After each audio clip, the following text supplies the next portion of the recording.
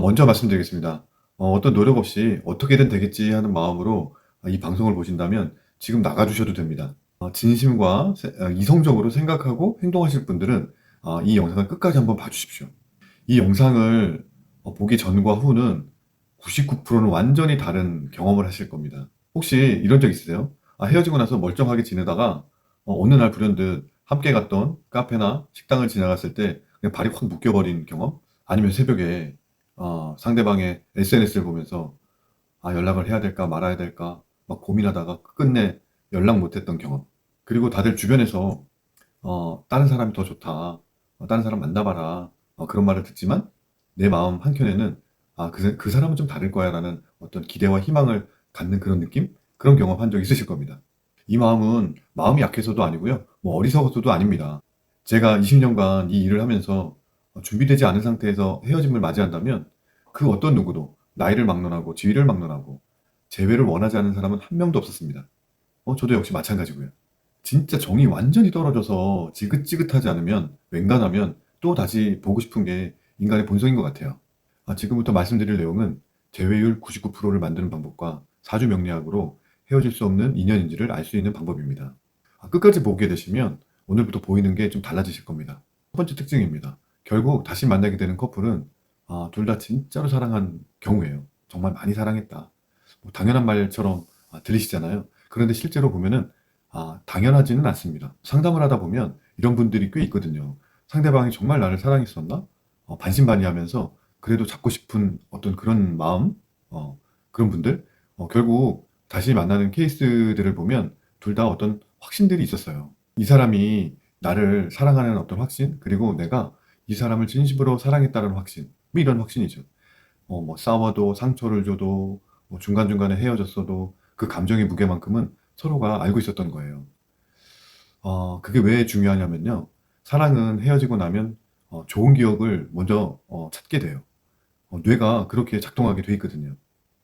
그리고 그 좋은 기억들을 충분히 또 많이 깊이 쌓은 사람은 시간이 지나면서 자연스럽게 다시 생각나게 됩니다. 그래서 그땐 그 사람이 정말 특별했는데 뭐 이게 이제 시작인 거죠. 반대로 왜 한 명은 좋아하고 한 명은 좀 안 좋아하는 그런 커플 관계가 있잖아요. 그런 분들은 헤어지고 나면 그 기억의 무게가 자체가 달라요. 또 찾아오는 기억이 별로 없습니다. 99% 제외하는 방법의 특징 중에 첫 번째, 그것이 둘 다 되게 깊이 사랑하는 관계였다. 그러면 99% 제외한다. 이제 두 번째입니다. 두 번째는 헤어진 이유가 어떤 거냐에 따라 조금 다릅니다. 결국 다시 만나게 되는 커플은 그 헤어진 이유가 시간이 좀 지나면 해결될 이유였다면 뭐 100%입니다. 이 부분은 굉장히 되게 중요한데요. 상담하면서 가장 마음에 아픈 경우가 그런 것 같아요.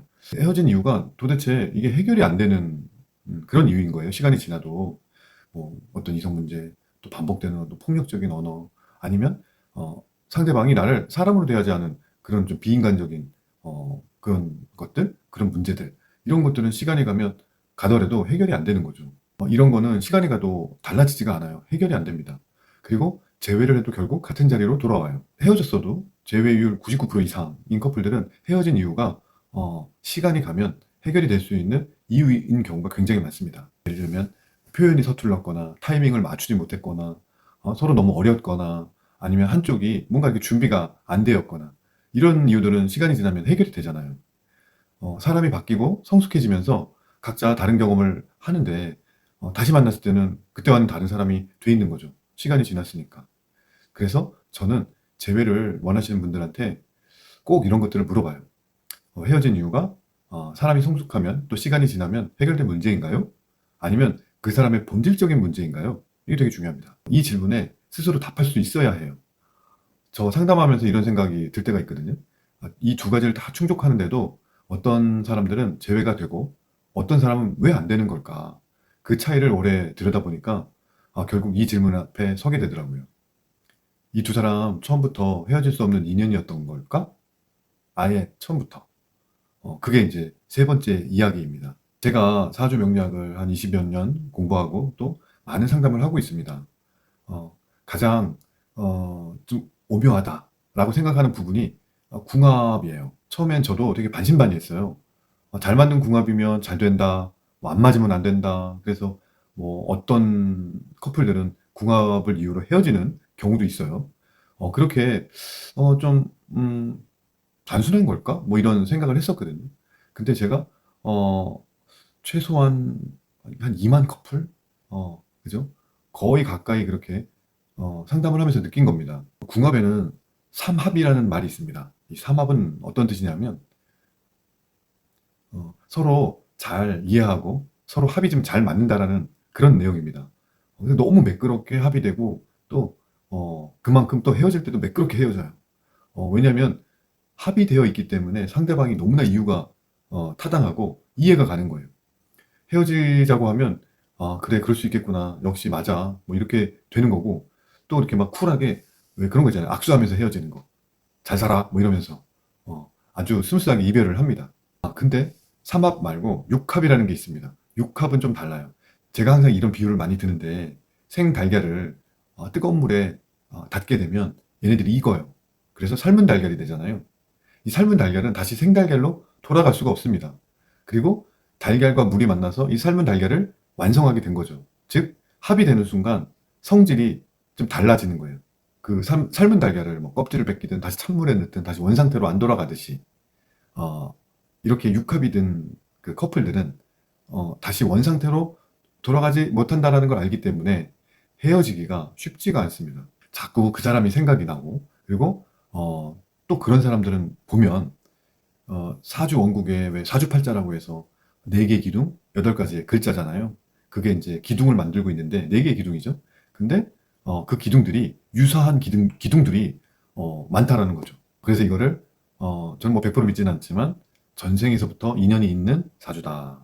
그래서 우리는 그렇게 전생에서부터 인연이 있는 그런 궁합과 그리고 그냥 시절 궁합이라고 그래 갖고 지나가다 만나는 궁합이 있어요. 물론 이 시절 궁합으로 만난 분들은 또 그 시절이 닿으면 헤어지게 됩니다.